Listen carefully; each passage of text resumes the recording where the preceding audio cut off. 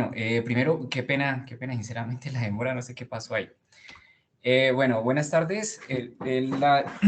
La presentación que les vengo a compartir el día de hoy, pues la he titulado Criterios de selección de revista para publicación, ¿sí? La agenda que vamos a llevar el día de hoy, primero haré una reseña histórica de toda esta cuestión de la parte editorial, que arranca pues desde el Imperio Romano. Luego veremos, me he planteado dos preguntas, una relacionada con qué es un artículo científico, ¿no es cierto? Porque empiezo como de lo mínimo hacia ya lo grande, que es lo relacionado a qué es una revista científica. Habrá una parte donde les expondré lo que he investigado acerca de los criterios que se deben tener en cuenta para la selección de una revista. Y finalmente, unas herramientas de recomendación de revistas que estuve explorando para poder consolidar todo esto que les vengo a hablar hoy. Bueno, inicialmente se dice que desde la época 440 a.C. ya existían los sellos de arcilla en el Imperio Romano y desde allá se dice que el ser humano ha empezado su parte editorial o la cuestión de estar publicando o escribiendo cosas. Ya en 1450, bueno, esos son algunos hitos que encontré que me parecieron importantes. Hay muchísimos, muchísimos más, pero digamos que son los que considero puntuales para aquí, para la presentación. En el año 1450 aparece la primera imprenta que la inventó Johannes Gutenberg. Se dice que desde aquí, pues, este es como el plus o prácticamente el hito principal de donde arranca toda la parte editorial, todo lo que es las publicaciones. En marzo de 1665 aparece la primer revista de publicación científica llamada Philosophical Transactions y es editada por Henry, bueno, Oldenburg, que es la primera persona que crea como tal esa revista y es donde se publica por primera vez algo científico. O sea que de esa época ya se habla de lo que son los artículos y las revistas científicas. En 1710, la reina Ana I crea el primer estatuto que está relacionado con, se dice que es la primera vez en que se habla ya de los derechos de autor, el copyright. En esta época ella permite que se incentive el aprendizaje a través de la venta de algunos libros, de algunos autores, para poder de alguna forma mantener la propiedad intelectual sobre esas personas. Entonces, desde acá se habla del copyright. En enero de 1739 aparece por primera vez la revista Scott's Magazine, que es la primera revista por suscripción. Es un modelo de financiamiento que existe de revistas en la actualidad y más adelante veremos cuáles son explicaré un poco más y veremos cuál es los otros tipos de modelos de financiamiento que existen. Y en septiembre de 1886 se plantea el Tratado de Berna, que es donde ya se habla específicamente y se ajustan todos los derechos, todo lo relacionado a los derechos de autor. Ya en el año de 1975, Eugene Garfield plantea el factor de impacto, que es una de las métricas con las que se miden las revistas. Entonces, desde esta época se habla ya de esa métrica. Y este es algo bien importante. Cuando estuve leyendo encontré digamos, es un hito bastante llamativo porque está muy relacionado con la ciencia de la computación o con la computación y las publicaciones. Entonces, en el año de 1991 aparece ARCID. Es un repositorio de artículos. Inicialmente almacenaba todos los artículos de física que producían en Los Álamos, pero este archive, como todos creo que lo hemos visto, ya se puede publicar o se puede subir preprints o algunos documentos ya de alguna forma no revisados por pares, pero que son resultados de una investigación y son de acceso libre. Entonces, esto se da gracias a que en esa época ya se venía hablando de lo que es el software libre, el open source y pues cuando aparece el kernel de Linux. Entonces, esto se está dando a la par, tanto toda la parte open source se está dando a la par en esa época. En 1997 aparece la primera revista de acceso abierto, que es el New Horizons in Adult Education de la Universidad de Syracuse. En 1998 aparece lo que se conoce hoy en día para Latinoamérica, la librería o la biblioteca más importante, que es el Scilab. Esta biblioteca, digámoslo de alguna manera, esta biblioteca funciona bajo la modalidad Diamond, que es prácticamente financiada por universidades y financiada por instituciones o incluso por personas que quieren de alguna forma que, que la investigación esté en continuo avance. En el año 2000 aparece ya editoriales como PLOS. En el 2001 se crea el Creative Commons. Lo importante de este hito es que a partir del Creative Commons se permite en algunas revistas escoger ciertos tipos de derechos que se le van a permitir o que se le van a ceder, derechos patrimoniales específicamente, que se le van a ceder a los editores de esas revistas. Entonces, Creative Commons permite ajustar o de alguna forma darle permiso a ciertos tipos de cosas, no solo entregando el copyright, que es completamente diferente. El copyright al Creative Commons es algo completamente diferente porque el copyright entrega todo, mientras que el Creative Commons solo alguna parte. En el año 2009 se crean otros índices, el SAIMAGO y el SNP, ¿no es cierto? Que son los otros índices u otras métricas con las que se pueden medir las revistas. En el 2010 aparece por primera vez la lista Build, que es la que está relacionando todas las revistas Open Access que son catalogadas o que potencialmente predadoras. En el año, Y en el año 2011, a pesar de que, digamos, está muy relacionado con la parte de la publicación, Alexandra crea Sci-Hub, ¿no es cierto? Entonces, pues lo hemos visto que ha hackeado las bases de datos de las revistas y permite de una forma no legal, toca decirlo, el acceso a ese tipo de contenido, pero igual se coloca como hito porque da a conocer es prácticamente la historia de la editorial o de las publicaciones que existen. Y en el 2016, ya para cerrar con esta reseña, aparece el SiteScore, que es una métrica que ya evalúa las revistas, pero específicamente sobre el área de aplicación, sobre el área de conocimiento, perdón.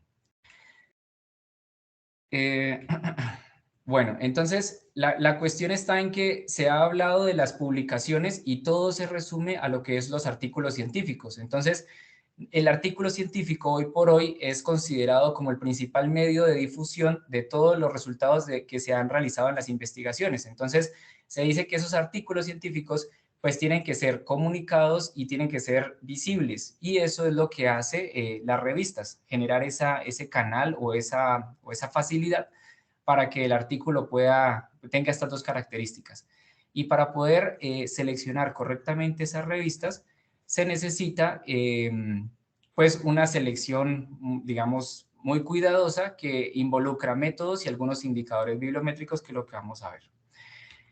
Entonces, una revista científica, de alguna manera, su principal tarea, llamémoslo de alguna forma, su principal característica es documentar el progreso de la ciencia.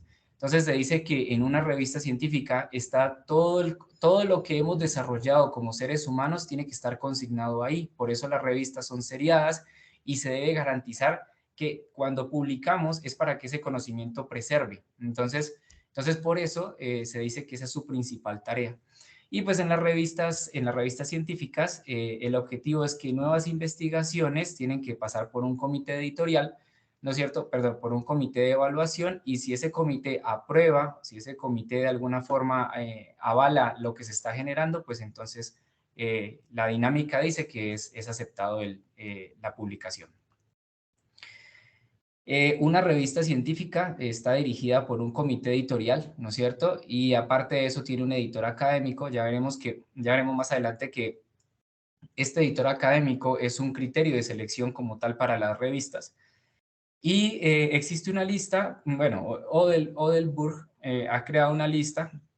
Por ahora les ha citado 4 funciones que debería tener una revista para considerarse revista, ¿no es cierto? Entonces, la primera es registrar el derecho de autor a la obra, es decir, garantizarle a los autores que han enviado ese artículo y que se les ha aceptado la publicación, que ellos fueron los primeros en enviar ese contenido. Entonces es garantizarles que ustedes han publicado y en esa fecha, digamos, hasta ese momento, ustedes fueron los primeros en generar esa obra. Otra función que debe cumplir una revista es la certificación. Entonces, para ello, el proceso de certificación se hace por una revisión por pares, ¿no es cierto? Y lo que se busca con esa revisión por pares es que las personas que de alguna manera están creando, las personas que van a leer o los lectores, que en este caso somos nosotros, tengamos confianza de que esa publicación es veraz y que esa publicación fue revisada minuciosamente y que está diciendo de alguna forma la verdad, ¿no es cierto? O por lo menos, digamos que la verdad se vuelve algo a veces muy relativo, pero por lo menos hasta ese momento está correcto lo que se está afirmando ahí. Entonces, pues todo un proceso de revisión por pares. Se dice, aquí es como una anécdota, bueno, una historia. Actualmente la revisión por pares en muchas revistas se hace a ciegas, ¿no es cierto? Pero eso está cambiando a partir de, digamos, en este tiempo, porque se dice que una forma de ser más transparente la revisión de una revista es que se conozca quién está revisando el artículo. Y eso se hace con el objetivo de que la persona, primero, de que la persona que lo revisa efectivamente se le pueda verificar que tiene la experticia, que tiene el conocimiento para evaluar ese tipo de investigación. Y aparte de eso, digamos que es como un proceso, es un proceso más el investigador que está evaluando, su hoja de vida está en juego, su nombre y su reputación está en juego, entonces se le exigiría el hecho de que revele de alguna forma quién lo evalúa, se exige que sea más precisa la forma de retroalimentar el documento y de que se esté leyendo de una forma no sesgada. Como punto 3 y 4 está la difusión y el archivo. Entonces, la difusión dice que toda revista debe hacer llegar ese documento al público, ¿no es cierto? Y pues que ese público debe tener acceso. Y ya el archivo, como lo había expresado anteriormente, es que el artículo, así se haya publicado en años muy atrás, se pueda seguir consultando. Entonces, el objetivo de las revistas es que el conocimiento se preserve. Entonces, en este caso, por ejemplo, el DOI, que es lo que conocemos nosotros como se puede decir que es el identificador de ese paper, que es lo que uno obtiene cuando publica, eso lo tiene que garantizar una revista.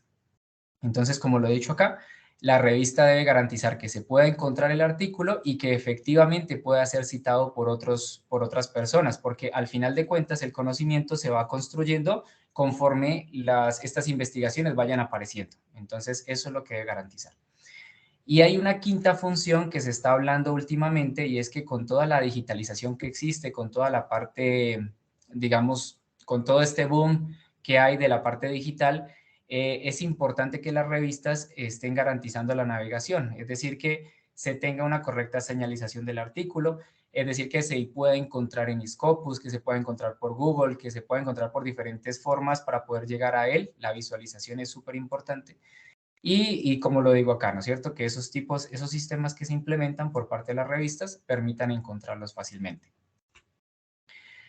Una revista, para poder ir entendiendo poco a poco la parte de cómo seleccionar o ese criterio que necesitaríamos para seleccionar una revista, hay que entender cómo todo en esta vida, digamos, de alguna manera cuesta, ¿no es cierto? Entonces, las revistas deben tener una forma en cómo se pueden mantener, ya sea tienen que mantener el servidor, mantener los buscadores, todas sus bases de datos, estarlas puliendo, el comité editorial. Entonces, hay unas fuentes de financiamiento que tienen las revistas. Entonces, principalmente hay dos. Está la de acceso abierto y la de suscripción. La más fácil de entender, digamos, es la suscripción, es decir, que de alguna forma son los lectores los que pagan, ¿no es cierto? Y con esta suscripción ya vamos a ver qué significa el Green Open Access. Y con respecto al acceso abierto, legalmente tendríamos tres categorías, una bronce, el oro y el diamante, y hay una parte que se ha puesto acá que es la ilegal. Yo lo hablé, por ejemplo, Sci-Hub es acceso abierto, es contenido abierto, pero es de forma ilegal. Con respecto a la suscripción, entonces los lectores son los que de alguna forma mantienen, ¿sí?, los costos editoriales, son los encargados de preservar con su suscripción, de que la revista pueda preservar ese conocimiento, que se le pueda hacer mantenimiento, que tenga la disponibilidad de hacer la distribución, ¿no es cierto? Y que exista como tal la disponibilidad para poder recibir o para poder analizar esos artículos. Cuando uno está leyendo una revista por suscripción, hay dos posibilidades, ¿no es cierto? Entonces, que los lectores paguen, tienen acceso al contenido. Algunas revistas permiten de alguna forma crear, que puedan los lectores ver unos preprints. O la otra posibilidad es que los lectores esperen a lo que se conoce como el periodo de embargo, y el periodo de embargo hace referencia a cuánto tiempo tiene que pasar el artículo para ya poder quedar libre. Ahí es cuando se conoce como que el artículo está en Green Open Access, es decir, que algunas revistas el periodo de embargo va de 12 a 48 meses, pasado ese tiempo y ya publicado el artículo queda libre para cualquier tipo para que lo puedan revisar, y aparte de eso, para que el investigador pueda subirlo en diferentes versiones en diferentes repositorios. Entonces, eso es algo que hay que tener muy claro, porque muchas veces, si no tenemos claro a quién le hemos cedido los derechos, no podríamos estar compartiendo el artículo. Por ejemplo, en ResearchGate no podríamos estar compartiendo el artículo a través de diferentes tipos de repositorios, por ejemplo el ARCID, porque estaríamos violando el copyright. Entonces, una vez está en el Green Open Access, el artículo puede ser compartido en diferentes versiones. Cuando hablamos de acceso abierto, entonces, vuelve y juega tres partes legales. Está el acceso bronce, ¿no es cierto? Que los artículos son de acceso libre, ¿sí? Pero el detalle es que no hay una licencia clara. Es decir, uno puede leer el artículo, puede ver los datos, pero no se sabe específicamente qué datos le pertenecen a quién. Entonces hay que tener mucho cuidado, porque si uno utiliza esos datos o un modelo, utiliza cualquier conocimiento que esté sobre esos artículos, es obligación de la persona que lo utiliza averiguar, ya sea en la revista o ya sea con los autores, si es posible utilizarlo, qué tipo de licencia tiene. En el acceso abierto ya de alguna manera, ya tenemos que pagar como autores para que nos puedan publicar. Y se dice que el Bronze Open Access no es un modelo de financiamiento, no puede ser un modelo de financiamiento para las revistas. Está la ruta dorada o el Gold Open Access, que ya aquí el autor paga para publicar. A eso se le conoce como el APC o el Article Processing Charge. Y esa cuota que hay que pagar es con la que la revista de alguna manera se mantiene. Entonces, aquí es importante que en estas revistas se tienen licencias de uso Creative Commons, ya lo había explicado, que permite de alguna forma ir creando o ir dando ciertos permisos al editor de la revista.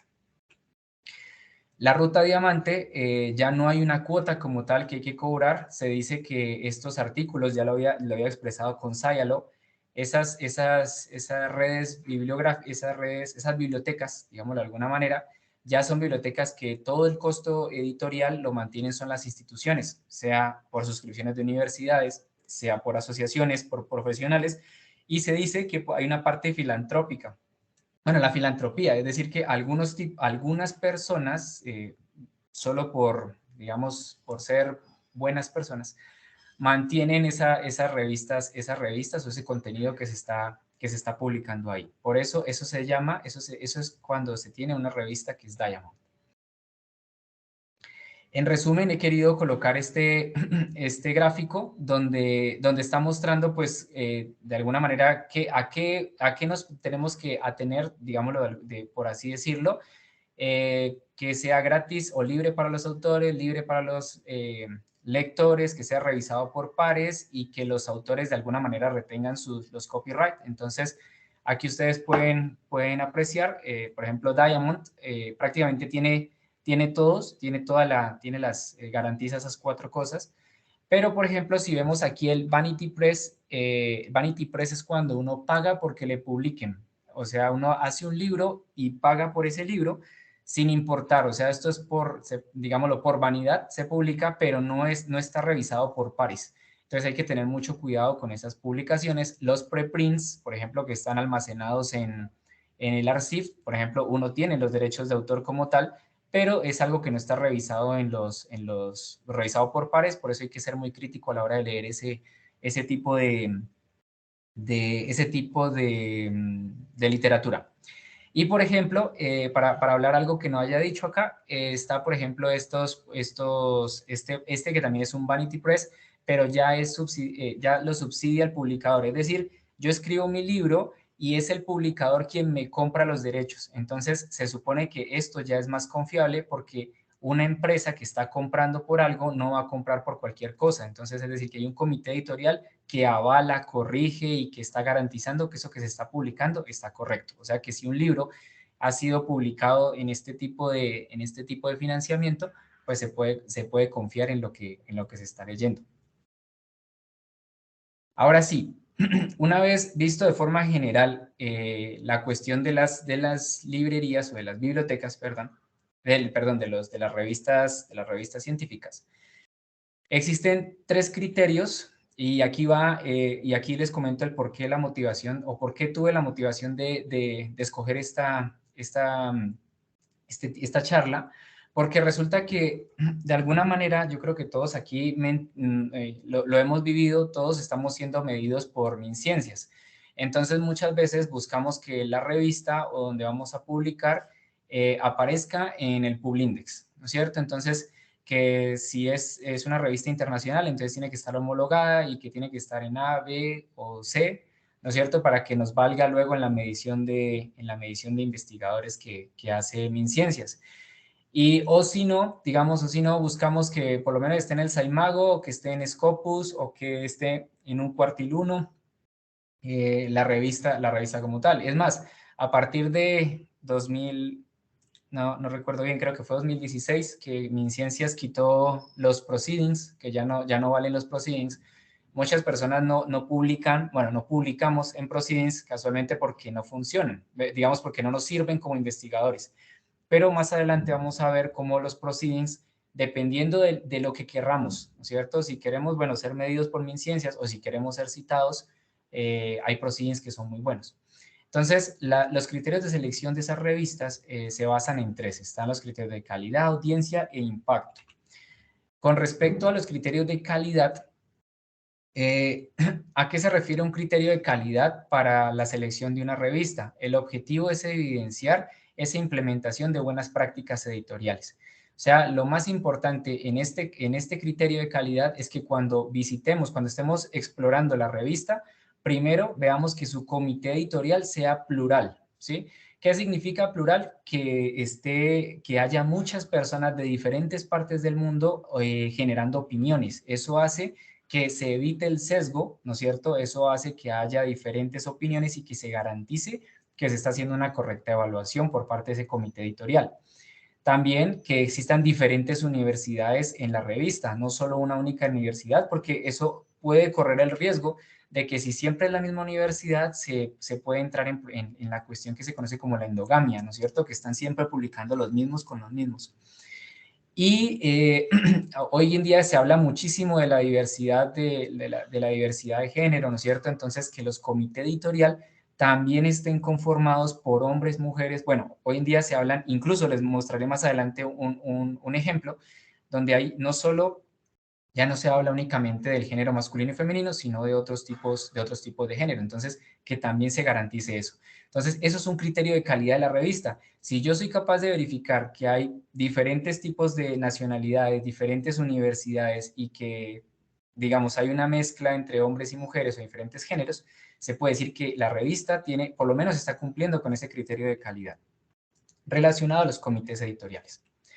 Otro criterio de calidad es la revisión por pares expertos. Entonces, lo que les comentaba hace un momento, muchas veces se hace la revisión a ciegas, los revisores a ciegas. Hoy en día se está migrando eso, es decir, hoy en día las personas saben quién los está revisando y todo para saber que es una persona que sí es experta en el tema y que uno sabe que va a encontrar específicamente, va a saber cuando lee el paper el real aporte que existe, ¿no es cierto? Porque es una persona que sabe del tema, sabe qué aporta ese artículo y aparte de eso vamos a tener, si digamos el artículo no es aceptado, si el artículo lo devuelven, una retroalimentación que sea objetiva.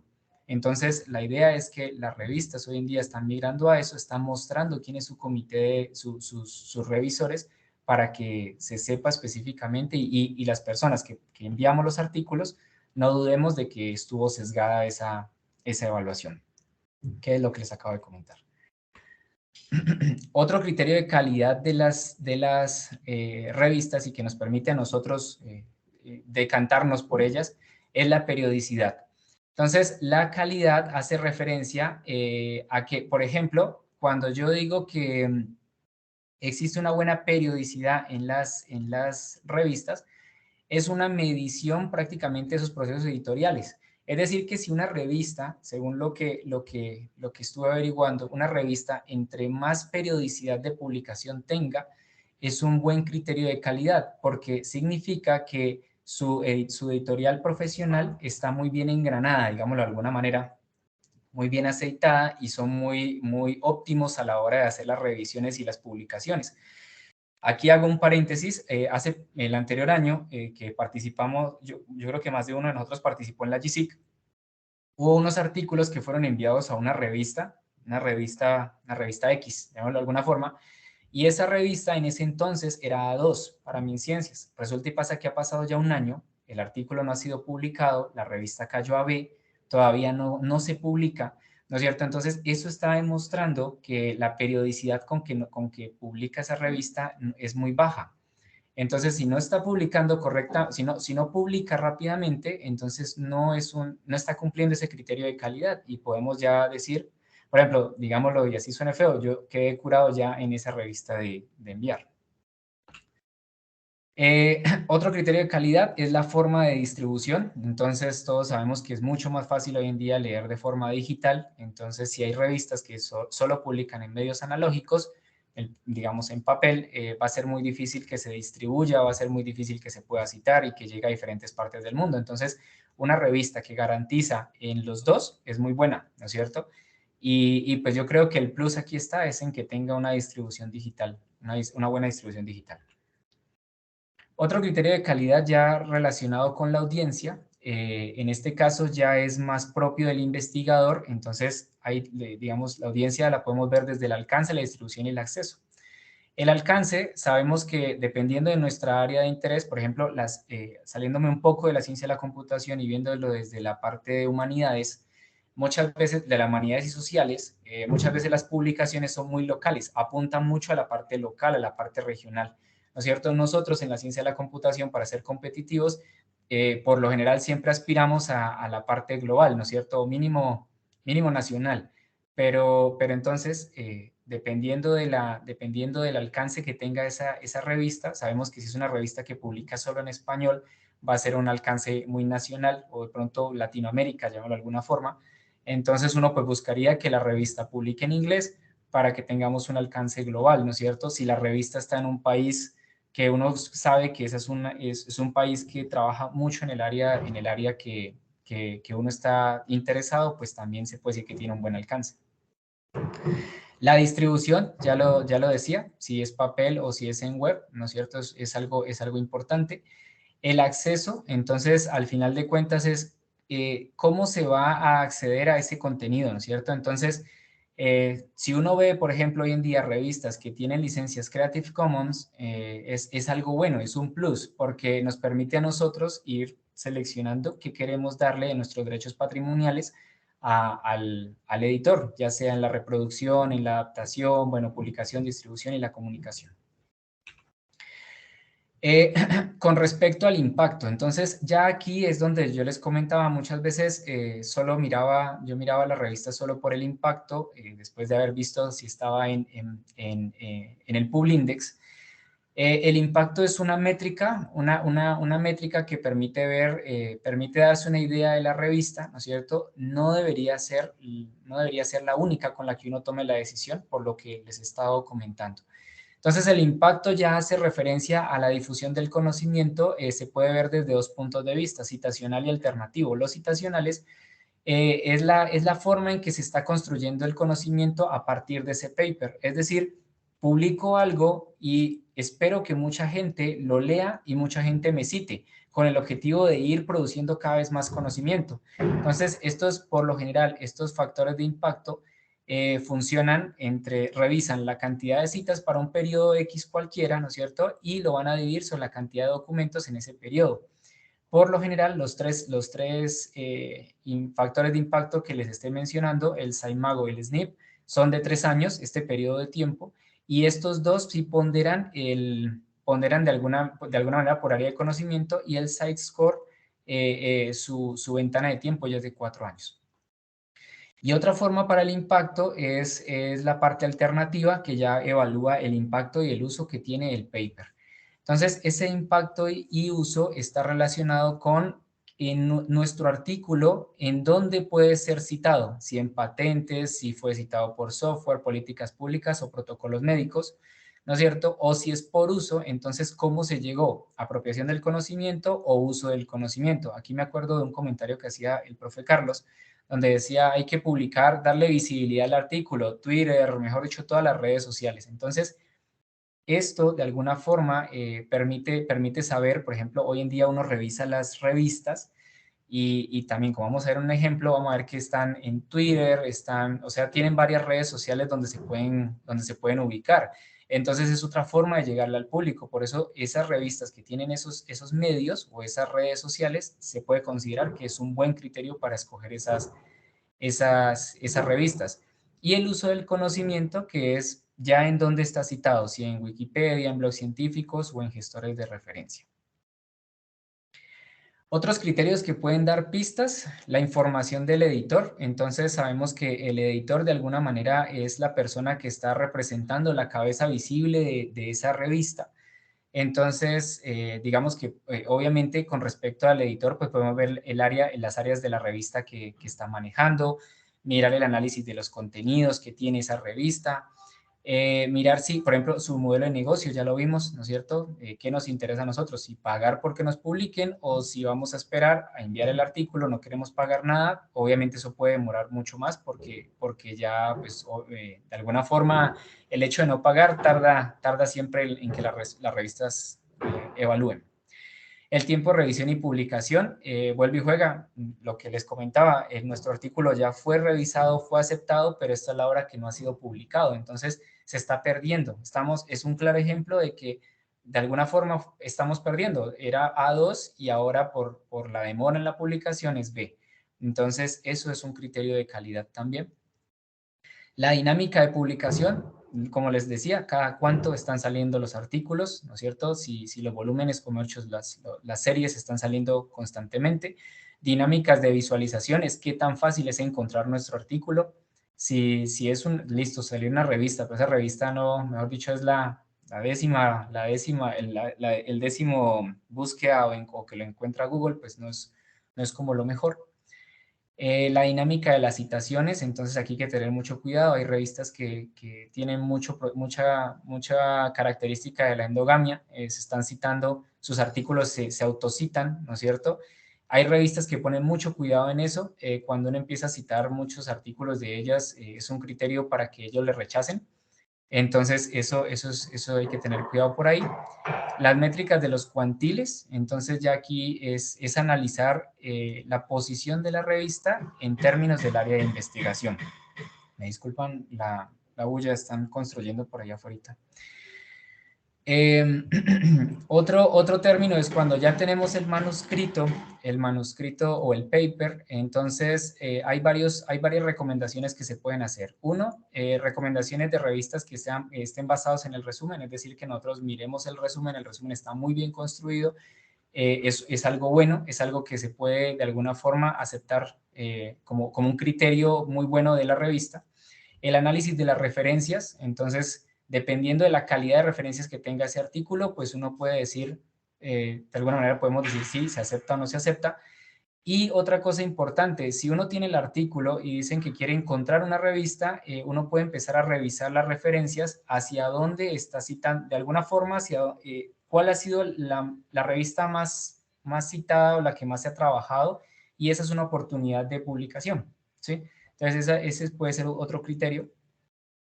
Los temas y las áreas de investigación, sabemos que pues tenemos que tener mucho cuidado con esos tópicos porque no todas las revistas van a aceptar lo que le estemos enviando si no está sobre sus áreas de interés. Y otras revistas permiten, de alguna manera, exigen antes de ser enviado el artículo que haya disponibilidad de los datos. Entonces, por ejemplo, este es un ejemplo muy puntual de una revista que se llama Software X. Esta revista exige que el código que se va a subir tiene que estar en unas cápsulas, en Ocean Code, creo que se llama, o Code Ocean. ¿Y para qué? Para que los revisores y las personas prueben el framework, prueben los códigos. Entonces es importante que esté por ahí. El Dataport IEEE que permite también tener los datasets ahí, que uno los pueda evaluar. Otro criterio para la selección es el modelo de dispersión de Bradford. Entonces se dice que si uno aplica el modelo de dispersión con las revistas que de alguna forma está teniendo en cuenta, ya sea por ejemplo una revisión sistemática, se dice que este criterio es el 20% de las revistas tienen prácticamente o aportan al 80% de la investigación. Es decir, este es un ejemplo que he sacado de este paper, en esta referencia, y aquí se puede ver claramente cómo en la región 1 está concentrado casi en 8 de las revistas, de las 100, creo que eran 130 revistas, si no estoy mal. No, perdón, de las 87, 88, pongámosle, revistas. En este poquito, en el eje X están las revistas, más o menos en 7 o en 8 se encuentra una gran cantidad de artículos. Se dice que en estas regiones del modelo de dispersión de Bradford se encuentran las revistas donde uno debería publicar porque ahí está toda la experticia, ahí está todo el conocimiento y son prácticamente las que están generando el estado del arte de lo que me interesa. Entre más me aleje de esta gráfica, entre más me aleje de esta dispersión, estas revistas acá prácticamente se está perdiendo su especificidad e incluso son revistas que ni siquiera van a llamar a citaciones. Entonces, esto es importante cuando estemos buscando revistas, aplicar este proceso o esta dispersión de Bradford para saber hacia dónde, en qué revistas, en cuál de esas 6, 7 revistas donde está todo el conocimiento deberíamos trabajar. Ya, digamos, finalmente, algunos ejemplos acerca de lo que he hablado. Entonces, por ejemplo, esta es una revista que nos interesa mucho en el doctorado, específicamente en mi trabajo de doctorado, Information Fusion. Resulta y pasa que esta revista, tal cual como yo les he dicho, una buena revista tiene el factor de impacto, ¿no es cierto? El size score y el factor de impacto los tiene visibles, que eso es importante. De alguna forma está actualizado, dice que ya en septiembre saldría el siguiente volumen. Tienen que aparecer los tópicos o específicamente las áreas de interés, y aquí está, por ejemplo, que 1.5 semanas para el tiempo de publicación, o sea que eso es un buen criterio para decir que vale la pena publicar ahí. Como les había informado, conocer el editor, eso también de alguna forma es un punto para decir si la revista vale la pena. Por ejemplo, este es el profesor Francisco Herrera. Tuve la oportunidad de conocerlo en la Universidad de Granada. Es en Europa, está entre los 3 mejores en toda la cuestión de inteligencia artificial y él es el editor. Entonces obviamente se puede confiar en esta revista porque pues personas como él, digamos, no prestarían su nombre para cualquier tipo pues de investigación o tipo de revista. Entonces, esto es un punto clave para la hora de escoger la revista. Otra cosa ya es con respecto a mi área de actuación. Entonces, por ejemplo, los artículos más citados en 3 años en esta revista ha sido el tema del design. Entonces, pues sé que si lo están trabajando, si se ha citado mucho en esta revista, lo más seguro es que aquí haya una posibilidad, ¿no es cierto?, de poder enviar lo que estamos trabajando actualmente. Otra revista, el Knowledge Based System, ¿no es cierto? Aquí ya lo que les había comentado, ya aparece, tiene dos modelos de financiamiento, está el Open Access y está el Subscription. Entonces, sabemos que si tenemos cómo pagar, pues nos vamos por el Open Access. Si no tenemos cómo pagar, se demora un poco más la publicación, pero tomamos la opción de la suscripción. Aparece nuevamente la editora, ¿sí? Entonces, eso es importante porque podemos verificar quién es ella. Aparece, digamos, a la vista de alguna manera sus impactos, sus índices, perdón. y la semana que tarda la publicación. O sea que eso es bastante bueno. Hice una búsqueda utilizando SciMago específicamente en inteligencia artificial. No, perdón, este es en Computer Vision. Perdón. Se me está yendo lo hice en Ciencia de la Computación. En Ciencia de la Computación. Y lo que les comento, estos son los 8 primeros resultados, ¿no es cierto?, de esa gran lista. Y si ustedes se fijan, listo, los 7 primeros son los journal, ¿no es cierto? Pero el octavo es un conference proceedings, ¿sí? Es una conferencia que es bastante llamativa cuando trabaja uno con visión por computadora, que es de la IEEE, y a pesar de que no está, o sea, no es un journal, y si lo vemos tampoco está en MinCiencias desde el 2016 dejó de estarlo, es una revista que atrae muchas citaciones, ¿no es cierto? Y dependiendo de lo que uno quiera. Si uno quiere que MinCiencia lo mida bien, pues listo, está bien, no serviría. Es un criterio al final de cuentas, pero si yo quiero ser reconocido, yo quiero que mi trabajo lo lean muchas personas, pues es una gran posibilidad escoger, por ejemplo, este Proceedings.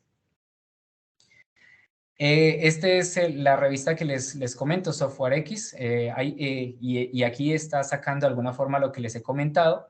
Software X en su editorial, su comité editorial, si ustedes se dan cuenta, dice que de Italia hay 4 personas, de United Kingdom 4, Grecia, España, está sacando por cada uno de los países cuántos investigadores hay, o sea que este comité se puede decir que es bastante variado, porque vemos que hay de la parte de América, vemos que hay de Europa, ¿no es cierto? Hay varias partes que uno dice, bueno, el comité está variado y uno puede decir que hay una pluralidad en este comité. Por otra parte, está, miren, de lo que les comentaba, la diversidad de género. En este caso se compone 21% de mujeres, 79% de hombres. Y esto fue la particularidad que encontré. 0% de diversos géneros o no binarios, ¿sí? O los que no prefieren decirlo. Creo que es lo que nos decía acá. Entonces, es algo bien interesante porque es lo que hemos estado viendo actualmente, ¿no? Ya no podemos hablar solo de masculino femenino, pero entonces la revista lo están teniendo en cuenta y esta revista es muy buena, de alguna manera permite publicar código. Y aquí no me alcanzó el pantallazo, pero aquí coloqué el primer editor y se puede empezar a ver cada uno de los editores que trabajan en esa revista. Ya para terminar, tengo algunas herramientas que permiten la recomendación de revistas, ¿sí? Entonces, hay 4 que se pueden trabajar. El Journal Finder nos permite, ya vamos a ver, permite encontrar revistas específicamente basado en nuestro título, el abstract y las palabras claves. El Scopus Compare Sources, que es el que nos permite evaluar diferentes revistas a través de la herramienta Scopus. Lastimosamente, Scival, que proporciona más bibliometría, no está disponible para Unicauca. No sé, para otras universidades, no tiene acceso. Lo he dejado ahí por si de pronto alguna universidad sí tenga posibilidad de trabajar Scival, se puede arrancar desde Scopus. Y el Journal Insights, el del Sevier, que también nos permite conocer diferentes características de la revista para tener en cuenta de alguna manera, qué vamos a escoger.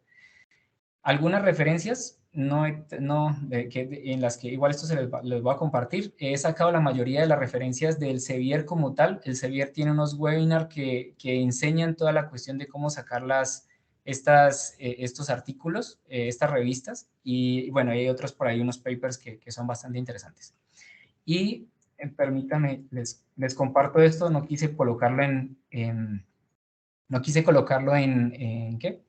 En la diapositiva, pero acá está la cuestión. Este es el Journal Finder. El Journal Finder, de alguna manera, ustedes lo pueden conseguir. Bueno, yo aquí ya hice la búsqueda, pero voy a montarles muy rápidamente. El Journal Finder. La primera interfaz que aparece es esta de aquí, ¿sí?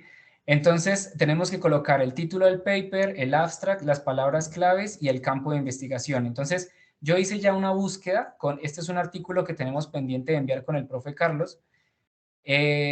Coloqué el título, coloqué el abstract, ya lo tenemos en inglés, y las palabras claves y el área de actuación, ¿no es cierto? Entonces, al colocarlo en inglés, le he pedido al Journal Finder que me encuentre las revistas, ya sea en Open Access y en Subscription, uno puede empezar a jugar con algunos filtros, ¿no es cierto? Por ejemplo, el size score o el tiempo de la primera decisión que puede tardar. Y he validado el Journal Finder porque este artículo que nosotros pensamos con el profe Carlos, de alguna manera lo pensamos para Software X, ¿sí? O sea, este artículo estaba específicamente para Software X. La sorpresa fue que cuando lo apliqué, listo, aparece pues estos diferentes journal, coloca el size score, el factor de impacto, la tasa de aceptación, cuánto demora la primera decisión y cuánto demora el tiempo de publicación. Y cuando empecé a investigar qué revistas me estaba recomendando, aquí apareció el Software X, ¿sí? Entonces, de alguna manera validé que este journal sí está funcionando. Voy a pasar muy rápidamente por los otros. El compare, entonces, es simplemente entrar aquí a Scopus. Entramos a Scopus. En Scopus, vamos aquí donde dice Sources. Aquí está el sidebar, lastimosamente no podemos entrar. Aquí escogemos el nombre, ya sea por el nombre, colocamos title, colocamos el nombre de la revista, le damos Find Sources, inmediatamente se nos abre esto, ¿no es cierto? Y aquí justamente empezamos a adicionar las otras revistas. Entonces, el compare de Scopus nos permite ir comparando las revistas una por una. Mejor dicho, las tres al tiempo. Entonces, he puesto tres revistas que nos interesan, Knowledge Based System, Information Fusion y Expert Systems, y las he comparado. Entonces, lo bueno es que, por ejemplo, con respecto al SciScore, Information Fusion es la que más está punteando en este caso. Pero aparte de eso, nos entrega otras métricas. La citación por año, nos entrega los diferentes, con el SciMago, con el SNP, ¿no es cierto? Y aparte de eso, entrega este que es bastante interesante, que es el porcentaje de los artículos no citados. Entonces es bien interesante porque, por ejemplo, aquí vemos que a partir del 2016 hasta el 2020 son muy poquitos. O sea, realmente publicar en esta revista garantiza citaciones. Mientras que, por ejemplo, podemos ver que al principio, Information Fusion, en este año, del 2010 al 2014, muchos artículos no fueron citados de ellos. Entonces, es un criterio también de calidad, ¿no? De ver qué está pasando con esa revista. Y finalmente está este se llama el Journal Insights del Elsevier, ahí está el enlace. Colocamos aquí donde dice Find Other Journals, aquí colocamos la revista, le damos buscar y ella nos va a entregar el size score, el impact factor por 5 años, cada uno de ellos. Nos dice, por ejemplo, la velocidad con que se tiene, o sea, por año, qué está pasando. Entonces, por ejemplo, para la primera decisión, esa revista tarda 8 semanas y para la decisión final 11 semanas, o sea que es algo, de alguna manera no puedo ir cuantificando. Los autores, ¿no es cierto? ¿En dónde se está publicando? Entonces eso también podría ser nuestro criterio. Si yo quiero que me lea mucho en España, pues digamos que aquí están haciendo bastantes cosas. Estados Unidos no es tan fuerte. En cambio, por ejemplo, acá en China, y esto lo voy a decir de alguna forma, cuando conocí al profe Francisco Herrera, él empezó a trabajar mucho de alguna forma trabaja muy fuertemente con universidades en China. Entonces uno puede entender más o menos por qué esta burbuja tan grande, ¿no es cierto?, de publicaciones. Bueno, y pueden mirar acá las demás métricas que existen.